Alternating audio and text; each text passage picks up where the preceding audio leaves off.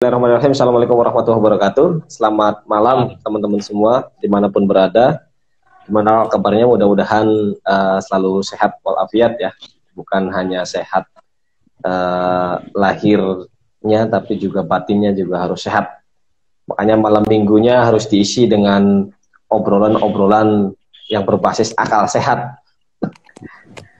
supaya sehat lahir dan sehat batin.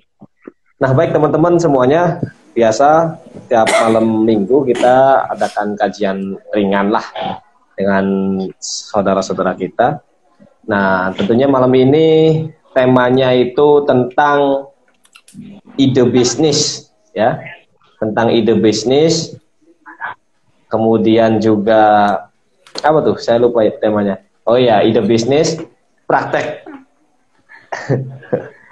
Prakteknya, kemudian juga pengembangannya itu seperti apa. Nah, tentunya dengan narasumber-narasumber kita yang pada malam hari ini memang ada yang bergelut di dunia bisnis ya. Nah, kenapa kita angkat mengenai tema ini? Karena memang semenjak adanya pandemi itu anak-anak muda terutama ataupun para sarjana-sarjana lulusan tahun COVID itu banyak sekali yang belum mendapatkan pekerjaan dan mereka menggeluti dunia bisnis, yaitu jualan di dalam bidang kuliner, kemudian juga banyak sekali lah jualan-jualan yang serba online digital gitu nih. Seperti pemateri kita yang satu ini juga lagi jualan ini, yang lagi minum ini, jualan suara. Nah, baik, untuk mengawalinya, mari kita simak kata pengantar dulu nih dari Kang Enal atau Mas Fajar lah terkait bisnis, terkait idenya, kemudian prakteknya dan pengembangannya itu seperti apa di zaman yang penuh dengan tantangan kali ini. Ya, silakan Bang Enal atau Mas Fajar. Coba Bung Fajar dulu, baterai saya lemah. Bentar, saya mau nyolokin dulu.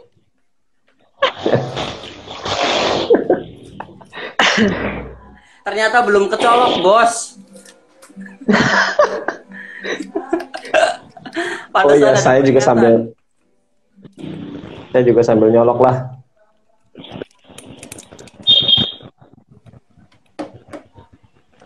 Oke, Mas Fajar, silakan Mas. Sekilas pandang terkait ide bisnis di zaman corona. Ya, bismillahirrahmanirrahim. Kedengeran nggak toh? Kurang. Suaranya berisik nggak? Nah, halo? Deketin. Nah, itu udah jelas. Suaranya berisik nggak sih? Enggak sih. Enggak bisik-bisik banget. Soal lagi di pinggir jalan. Ya, bismillahirrahmanirrahim. Assalamualaikum warahmatullahi wabarakatuh. Assalamualaikum warahmatullahi wabarakatuh.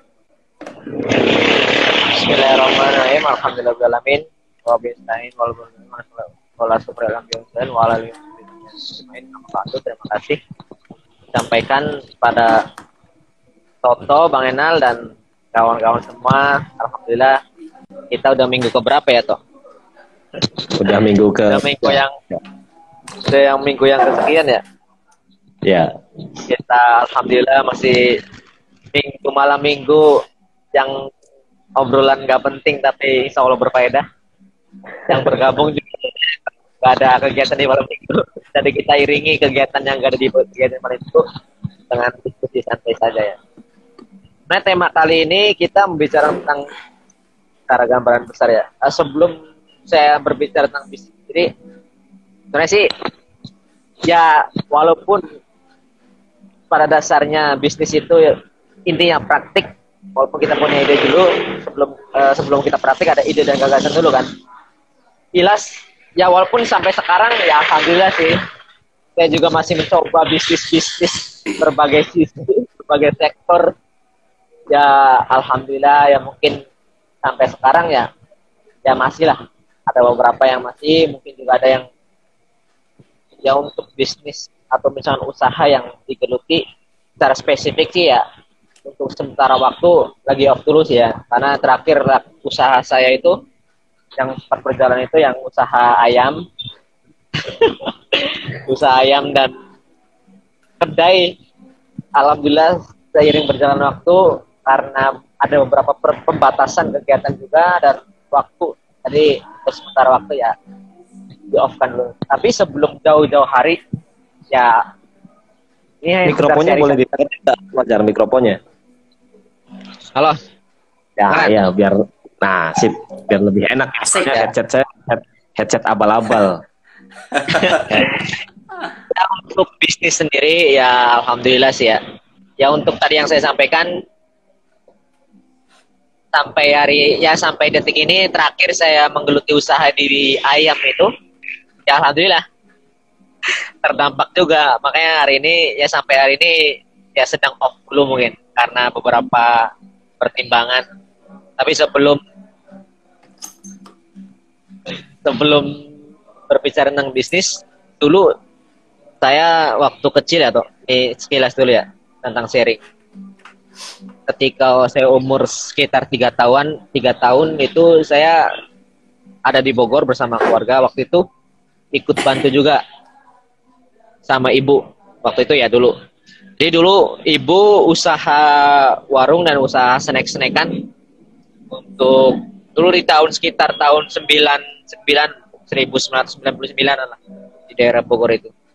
Awal mula dari menggeluti usaha di sekitar umur segitu, ikut-ikut ibu sampai saya pindah lagi dari Indramayu sampai di SD itu sekitar kelas 3 SD saya pernah usaha kalau petasan.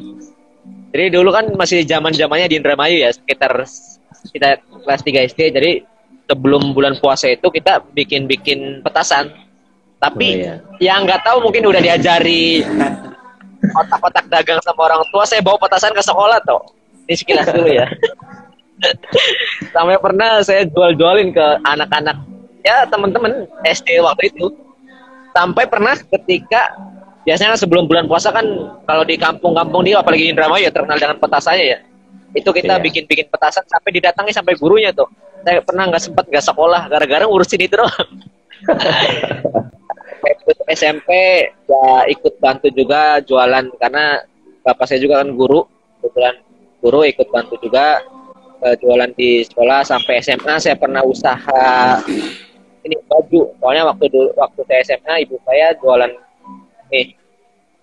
bukan kredit sih istilahnya, usaha bisnis tentang baju juga ya. Jadi saya ikut jualan juga buat baju sampai kuliah ya masih belum terlalu menggeluti juga sih, masih sharing-sharing, masih ikut-ikut. Terakhir waktu itu kuliah sempat ikut jualan apa sih? Jualan es buah. Zaman kalau sudah berjalan, jualan es buah yang cuma berapa hari. Nah pada intinya adalah ya kalau menurut saya pribadi sih ya, ide itu muncul ketika kita melihat peluang. Nah sama dengan bisnis. Ini sih nanti yang lebih berpengalaman Bang Enel ya, sudah bergelut. Saya sekedar pengamat dan penikmat dari berbagai pengalaman yang saya lakukan karena ya mungkin saya juga mengalami juga usaha-usaha seperti itu. Saya usahanya sempat, waktu sekolah SMA juga sempat catering sama ibu. Jadi istilahnya ada peluang yang kita dapatkan, ada potensi yang kita miliki apa kira-kira. Nah itulah tercetusnya ide ketika waktu itu ibu terbiasa dengan memasak, ada peluang nih. Karena waktu itu saya di rumah dekat dengan sekolahan ada beberapa kegiatan ya. Ya udah kita bikin catering segala macam sampai bikin brownies waktu itu ikut bantu ibu juga. Bahkan ketika zaman-zamannya fashion, zaman-zamannya baju-baju itu waktu SMA ya saya juga ikut menjualnya juga. Nah itu kan ada peluang, ketika ada peluang ada kesempatan muncullah suatu ide. Dan ketika ide itu muncul ya kita harus mempraktekkan. Karena kan ketika kita hanya sekedar ide dan tidak mempraktikkan ya sama saja dengan kita menyimpan sebuah perasaan pada seseorang tapi tidak disampaikan sampai detik ini. Seperti Toto lah. Hanya sebatas angan-angan gitu, tidak disampaikan, tidak dipraktekkan. Jadi untuk ide itu kita bisa lihat, bisa kita ciptakan lewat peluang. Peluang itu ada potensi dari diri kita, muncullah ide. Dengan ide itu kita bisa praktekkan. Mungkin itu saja dari saya dulu Oke lah untuk masalah ide. Ya, jadi terkait bisnis atau usaha apapun ya yang kita alami sebenarnya itu penting untuk memiliki ide terlebih dahulu, dan kata Mas Fajar itu ide itu lahir dari adanya peluang gitu kan. Seperti zamannya dulu misalkan waktu semenjak menjelang bulan puasa gitu kan, biasanya musim petasan. Nah, dia karena ada peluang itu kemudian menciptakan ide, wah ini petasan kayaknya kalau dijualin lumayan juga ini.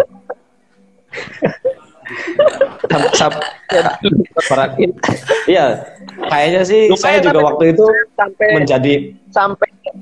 sampai Lebaran itu uang banyak loh waktu hasil dari jual petasan.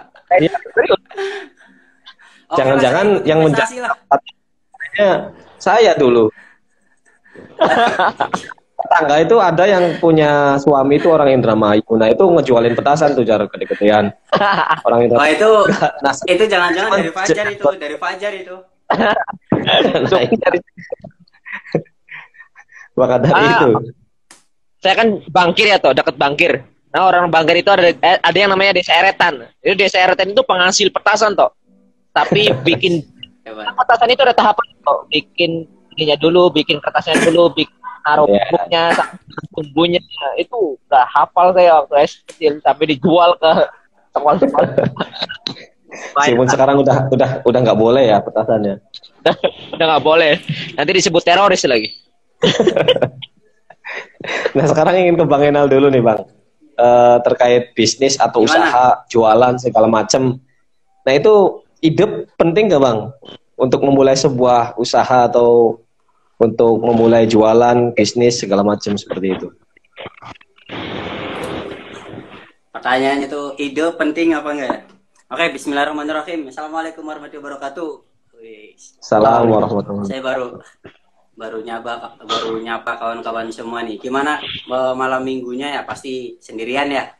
Kalau nggak sendirian ya nggak mungkin kita live bertiga. Awal bos.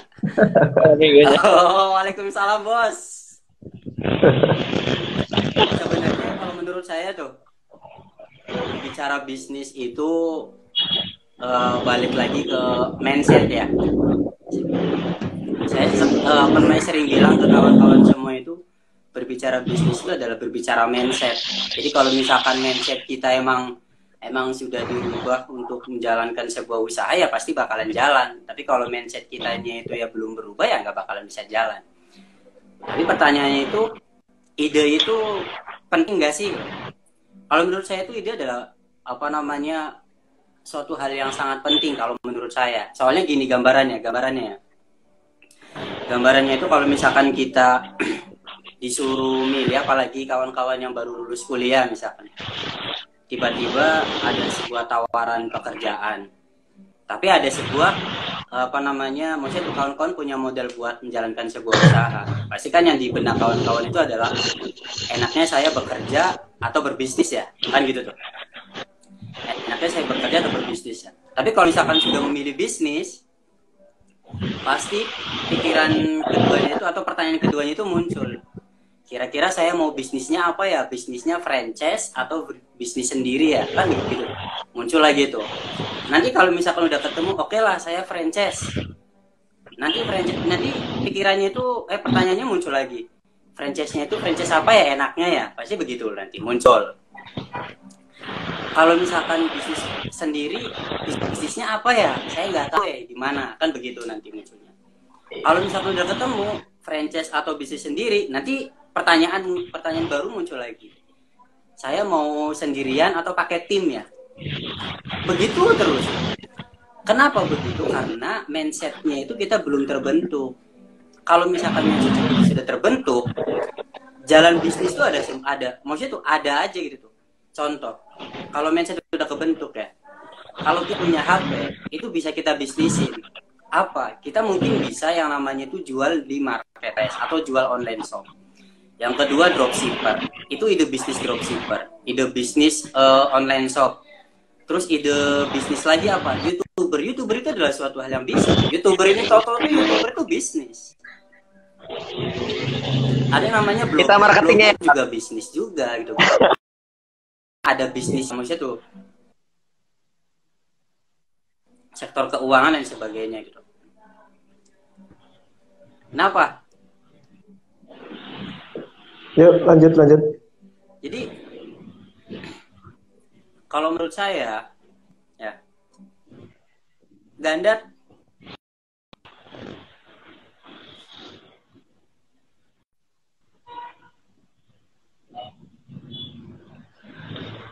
ini sempat terputus ini. Rupanya ada gangguan di jaringan. Ada panggilan kayak. Tapi lancar kan Jar ya? Bang Enal aja yang ini ya? Bang Enal. Kayaknya lagi ada panggilan biasanya. Iya.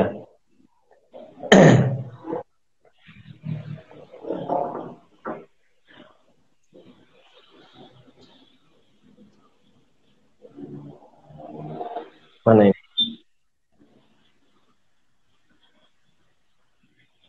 Nah ini ya lagi ada gangguan jaringan rupanya. Gimana Jar? Ya, boleh lanjut. Apa ngomongin petasan lagi? Saya sambil mengundang itu. Ya ngomongin petasan. Apalagi? Maksudnya sebenarnya gini ya, untuk bisnis itu sebenarnya semua daripada kita bisa melakukan bisnis apapun, dari hal-hal yang kecil sampai hal yang terbesar. Bahkan tadi disinggung oleh Bang Enal itu sekilas tentang kita kalau punya gadget aja, punya HP aja itu bisa untuk menghasilkan rupiah gitu kan. Dari mulai bikin konten kreator lah, atau buka jasa jadi admin lah, atau bisa juga YouTuber segala macam, membaca peluang-peluang. Halo. Tadi sempat terputus. Apa Bang? Halo. Yuk. Nggak Halo. tahu ini. Tes. Tadi ada yang nelpon sih, jadi mati. Oh iya benar tadi. Ya bisa dilanjut Bang. Terkait tadi YouTuber. Oke. Tadi sampai mana ya? Nyampe Sampai ini. petasan. Oh iya, YouTuber. Nyampe YouTuber. Bahkan Lanjut teman ya. saya juga Jar yang punya YouTube itu Ini gimana? kontennya selain petasan. Oh iya, betul. Benar.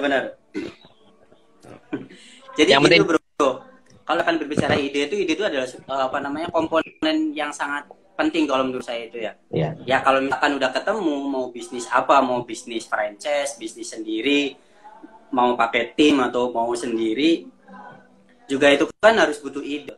Sebenarnya ada beberapa, kalau misalkan yang saya ketahui, nanti kawan-kawan mungkin bisa lebih lanjut melihat videonya Jaya Setia Budi ya, yang dia itu menerangkan tentang 5 tangga. Yang pertama itu adalah sebuah planning, maksudnya tuh ada ide di yang pertamanya, tangga pertama itu ide. Jadi konsepnya dulu kawan-kawan tuh pengen tentuin kira-kira mau usahanya franchise atau usaha produk sendiri. Dan kawan-kawan juga harus ketahui juga bahwasanya ketika franchise apa yang sekiranya itu BEP-nya itu lebih cepat atau produknya itu laku gitu kan. Kalau misalkan mau bisnis sendiri, bisnis apa ya kira-kiranya tuh yang dibutuhkan oleh pasar. Cara menentukan bisnis itu kalau menurut saya itu ya sederhana gitu tuh. Pada intinya menentukan sebuah bisnis itu cari produk yang sekiranya itu pasar menyukai atau market fit lah. Produk kita tuh market fit. Contohnya itu ketika kita jualan jualan baju di kawasan kita atau di rumah kita, di lingkungan kita, di desa kita. Nah itu produk yang kita jual itu tuh ya udah dibutuhkan belum, maksudnya tuh dibutuhkan sama masyarakat belum. Kalau misalkan belum ya ganti yang lainnya gitu. Artinya ide itu penting ya. Kalau misalkan dulu itu saya juga menerapkan hal begitu. Saya jualan sebuah produk dulu itu ada yang namanya tukang kayu. Mungkin sekarang itu jadi namanya bos kayu ya, karena udah jadi bos tukangnya lagi. Sekarang udah jadi bos. Jadi bos kayu, tukangnya udah jadi bos. Dulu tuh saya mencetuskan ide bisnis yang berbasis handmade ya, misalkan suatu kerajinan tangan. Karena apa? Karena market fit-nya itu adalah pangsa pasarnya itu adalah para kawan-kawan mahasiswa. Jadi saya melihat bahwasannya ada potensi di situ tuh. Potensinya apa? Yaitu potensi ya kenang-kenangan buat nanti usaha, buat nanti usaha buat wisuda, atau buat nanti yang selesai sidang skripsi, atau nanti buat apa namanya kado ulang tahun pacarnya, kado ulang tahun dosennya, lain sebagainya. Kan itu sebuah peluang gitu loh. Tapi idenya juga harus kita kemas. Contoh, idenya itu kira-kira dari mulai pemasarannya seperti apa, dari mulai nanti budgetingnya itu seperti apa, packagingnya seperti apa, gambarnya juga seperti apa, itu adalah maksudnya tuh itu harus kita bulatkan dulu, harus kita kuatkan dulu sebelum produk yang kita jual itu tuh tersampaikan gitu. Dulu minggu kemarin atau 2 minggu yang lalu ya, saya udah pernah bilang bahwasanya kalau misalkan kita punya ide, itu jangan ragu untuk memvalidasi ide kita, kan gitu tuh. Ya toh, pernah ingat gitu ya toh ya? Betul. Artinya banyak idenya juga harus tervalidasi, kan gitu tuh. Kalau idenya nggak tervalidasi, ya sama aja bohong gitu. Kalau misalkan kita punya ide, tapi kita tidak pernah menguji ide ini nih, atau ide usaha ini, ya sama aja bohong. Contoh kasusnya itu, kalau teman-teman saya itu biasanya dia membuka sebuah usaha atau ketemu idenya pada saat keadaan lagi kepepet. Kan gitu tuh. Kebanyakannya itu begitu. Keadaan kepepet itu tuh keadaan yang sangat-sangat meningkatkan kreativitas kita gitu tuh. Jadi keadaan yang sangat kepepet itulah yang menyebabkan kita tuh menjadi seorang yang kreatif. Asik. Kan gitu tuh. Betul. Saya pernah baca bukunya di Jaya Setiabudi. Jaya Setiabudi itu bilangnya gini, mungkin kalau ada Fajar pernah mendengar cerita ini mungkin. Intinya gini, ada sebuah sayembara kan, ada sebuah sayembara yang raja itu tuh bilang bahwasanya siapa yang berani menyelam di lautan ini, maka saya akan nikahkan dengan putri saya gitu. Itu adalah sayembara dari seorang raja.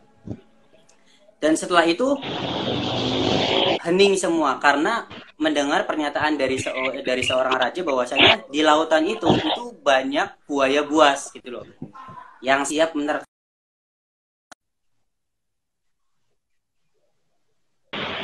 Ketika itu bunyi biur gitu loh. Ya, pas bunyi kawan-kawan tuh pada bingung, itu siapa itu tuh yang ngejebur itu tuh siapa gitu tuh. Ternyata ada seorang laki-laki yang dia itu langsung berenang, langsung nyampiri ke dermaga, dan setelah itu disalamin sama si raja, selamat telah menyelesaikan misi yang telah saya berikan gitu tuh, yaitu menyelami lautan ini yang di dalamnya itu banyak buaya kan. Setelah itu laki-laki itu langsung bingung bahwasanya, loh, saya yang jadi juaranya. Iya, kamu yang jadi juaranya dan kamu berhak menikahi putri saya gitu.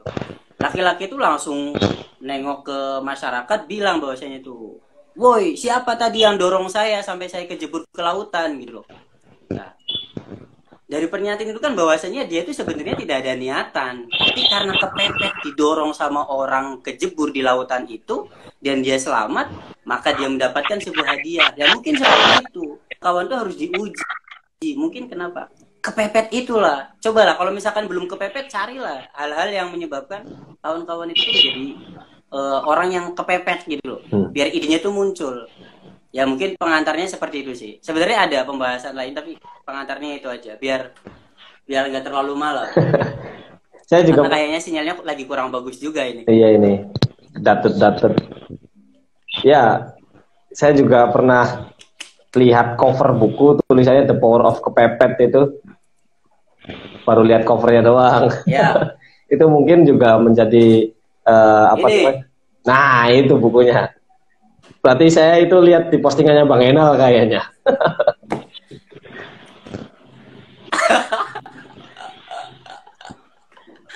Nah itu Bang, artinya ide itu sebelum memulai sebuah bisnis, usaha, atau yang lainnya itu memang sangat penting sebenarnya. Tapi ada juga yang menganggap bahwa kebanyakan ide kemudian tanpa diaplikasikan, tanpa diterapkan, tanpa dijalankan juga ya sama aja bohong gitu. Ada yang mengatakan 1 juta ide, satu praktek lebih baik daripada 1 juta ide yang tidak dilaksanakan gitu. Adanya ide ini bukan berarti ya hanya sekedar ide saja gitu tanpa ada praktek yang kita lakukan, seperti yang disampaikan Bang Enal waktu pertemuan yang lalu ya, berkaitan dengan ide itu harus tervalidasi terlebih dahulu gitu kan. Nah ini